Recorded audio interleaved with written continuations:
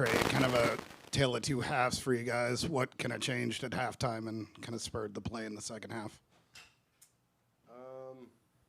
I just think we did a better job the second half of locking into what they're trying to do defensively, and then, we're able to get out in transition, and then luckily they went to the zone and were fine with me shooting floaters for some reason. So, I think that, kind of got us going, and then,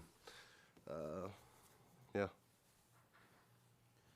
Trey, how would you describe Braden's defensive development over the course of his time here, and what impact has that been making the last couple of games?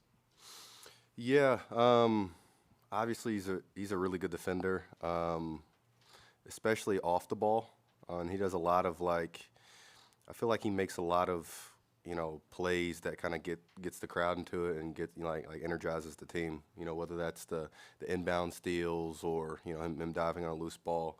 And I think, the whole team kind of feels that energy. When you're one of your captains on the team's doing that, then, it makes everybody else want to do that as well. Oscar, you had quite a few one-on-one looks clean in the post that you haven't really had this year. Just what were you seeing and what were you able to get? How were you able to get the ball down low one-on-one?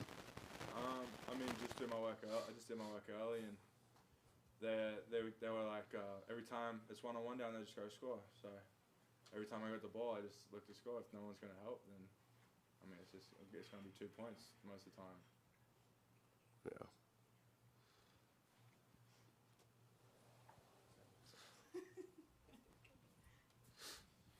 Trey, I think a word this team has used a lot is consistency, and, the final score looks nice, but it wasn't two pretty good halves put together. How do you find that consistency? Because there's going to be tougher opponents on the road ahead.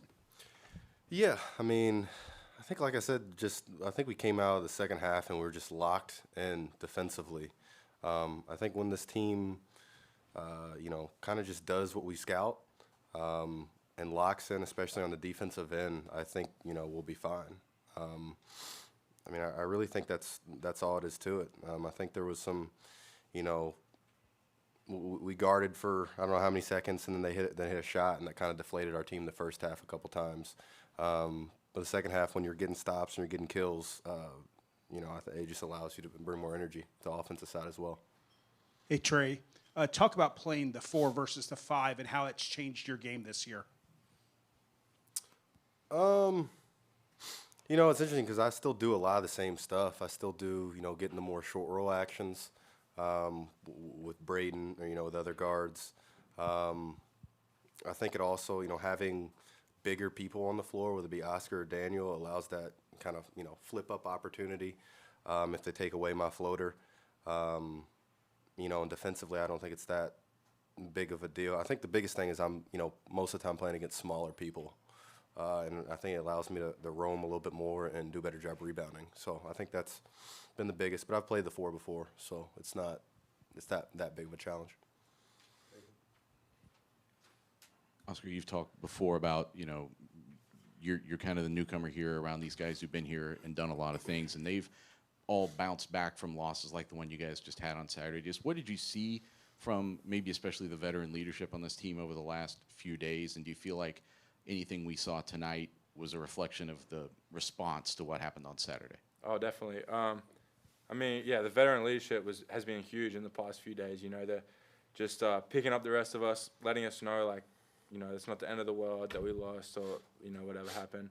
And then, obviously for them to come out tonight and play as hard as they did, and, Braden with 5 steals and 2 blocks, he was playing hard. He was showing us that, he was showing us what we need to do, pretty much, I think. And that goes for TKI and Fletch as well.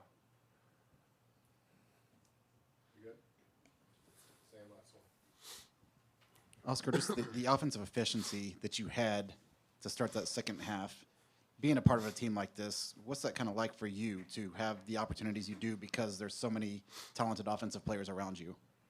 It opens opportunities for me, but I guess, I don't know. I think I haven't really thought about that too much, but I know everyone on my team is gonna get a bucket when they're one-on-one or wide open. So, and that creates more opportunities for me. Yeah. Anything else? you guys.